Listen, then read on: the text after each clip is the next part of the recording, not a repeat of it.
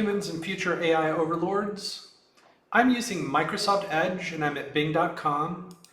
I'm going to go to bingchat. I'm here in the balanced conversation style. And Microsoft said that they added multimodal support to bingchat. So what is multimodal in chatbots?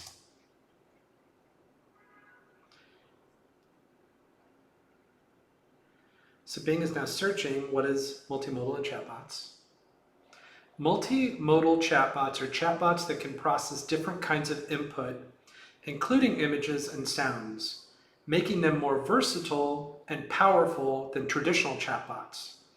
They can be used to create more natural, dynamic, information-seeking experiences.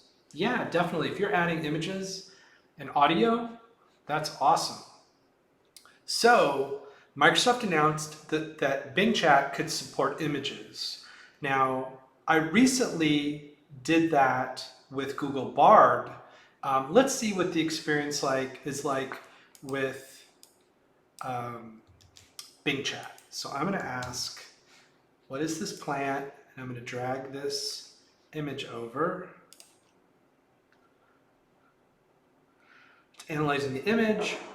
Privacy blur hides faces from Bing Chat. Okay, that's cool. Searching for pothos plant. This plant is an image you sent, is a pothos plant, also known as devil's ivy. It is low maintenance house plant that is easy to grow and propagate. It has pointed heart-shaped green leaves that are sometimes variegated with white, yellow, or pale green striations. Pothos plants can live for many years with basic care and are super adaptable as various light, soil, and moisture conditions suit them. And then it gives some links on places to buy it. That's pretty cool. So yes, that is correct. That is exactly what that plant is. Let's find out what kind of cloud this is.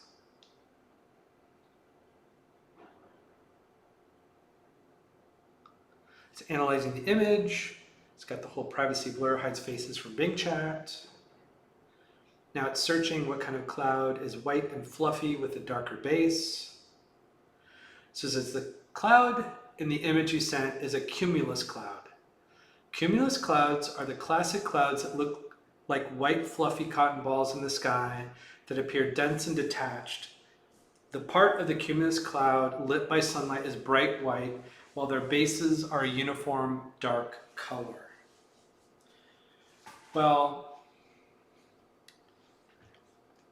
that's interesting. This is not the same response of the cloud type I got from Google Bard. So, I have to do some fact checking on that. In fact, I'm just going to click here on this. What is the difference between cumulus and stratus clouds? Let's see what it says.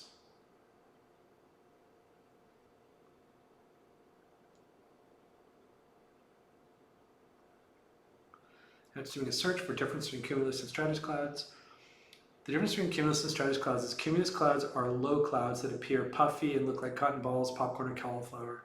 They're associated with convection and tend to indicate the atmosphere is unstable at that altitude where they are found. Stratus clouds are low clouds with light or dark gray, generally uniform in appearance, covering most of the sky. They're layered enough to look flat. They're usually much wider horizontally than vertically. Stratus clouds typically indicate a stable atmosphere, but can herald the onset of a violent storm. So, well, that's interesting. This is definitely a different response than what I received from Google Bard, but hey, AIs process information differently. Let's move on and see if it can identify this building. Analyze the image, privacy blur hides the faces from Bing Chat. It is cool that it is taking privacy in consideration. I think that's great. The image you sent is the United States Capitol building in Washington, D.C. The Capitol is home of the United States Congress and the seat of the legislative branch of the U.S. federal government. It is located on Capitol Hill at the eastern end of the National Mall and is one of the most recognizable landmarks in D.C. That is perfect. That is absolutely accurate. Good job, bingchat. Let's see if we can identify another location. What is this? Analyzing the image. Privacy blur hides faces from bingchat. Good job. Good job. Good job, Bing, and privacy. The image you sent is a photo of a resort complex at dusk. Unfortunately, I can't identify the specific resort from the image. Is there anything else I can help you with? Well, so what's cool is that it is definitely at dusk. The moon is actually showing there in the sky, which is interesting. And it definitely was at dusk, which is great. I'm glad it didn't just say that it was a specific resort, because that was the thing that Google Bard did, was it thought it was a specific location. And I think that's because it's got just a wealth of images of places that it can analyze from. But it does think it is a resort, but it can't identify which. So that's cool. So it's actually doing better than Bard from that perspective of not providing information that wasn't true. So now my next image, what is this? I've got a picture of a double rainbow. It's response is analyzing the image, privacy blur, hides the faces. So the image you sent is of a double rainbow. Over a green landscape, double rainbows are formed when light is reflected twice inside a raindrop. I didn't know that. Creating a secondary rainbow with the colors reversed. The primary rainbow is always on the outside and has the colors red, orange, yellow, green, blue, indigo, and violet in that order. The secondary rainbow is fainter and has the colors reversed. Unfortunately, I can't identify the specific location. Is there anything else I can help you with? You know what? That is fantastic. It absolutely, this is fantastic. It identified double rainbow, and it taught me something about a double rainbow. I did not know that the colors are reversed in the secondary rainbow and that the light is reflected twice inside the raindrop. That is so cool. I dig it. Well, wow, Bing chat, I am very impressed. We're going to throw another rainbow at it and see what it thinks of this one. It's analyzing the image.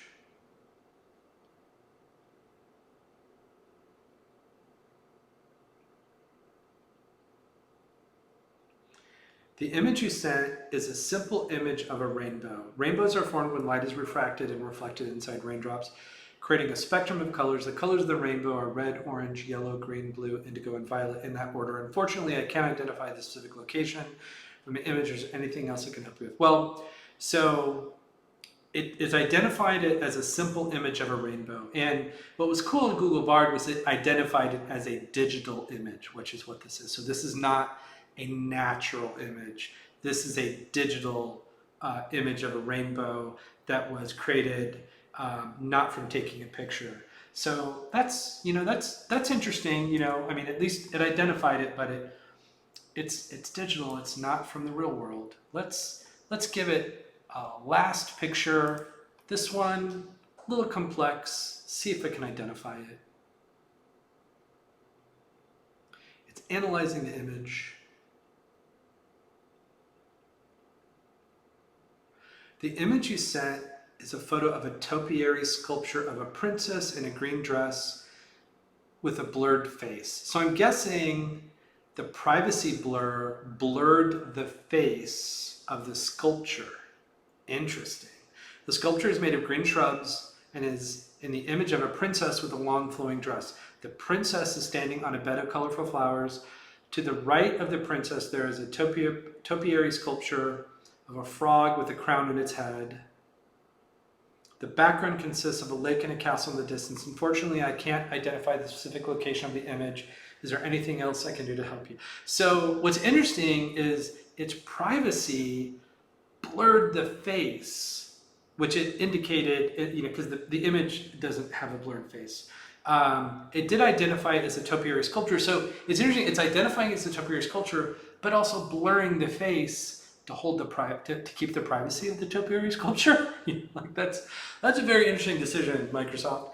But Google Bard was able to not only identify the sculpture, but identify what it was, and then it was part of the Epcot Flower and Garden Festival, and gave me a bunch of information about that. So Bing, while it's identified its own privacy limitations, kind of interfered with its ability to be, really clear about what this is. So it's good and it's bad.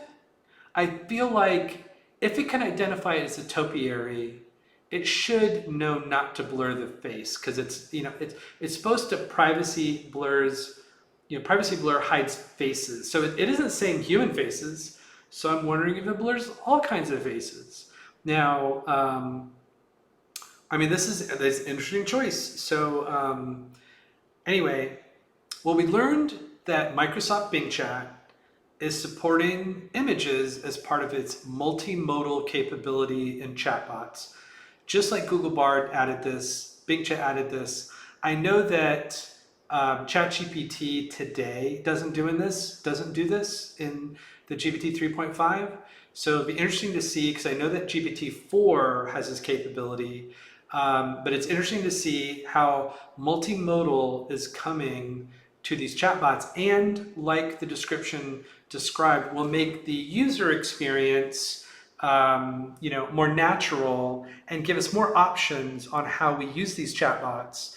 I've been a big fan of like Google Lens and using that to identify objects I take pictures of. And I feel like this capability, integrating that into our chatbots, is an excellent thing. And thank you for joining me today. Have a great day.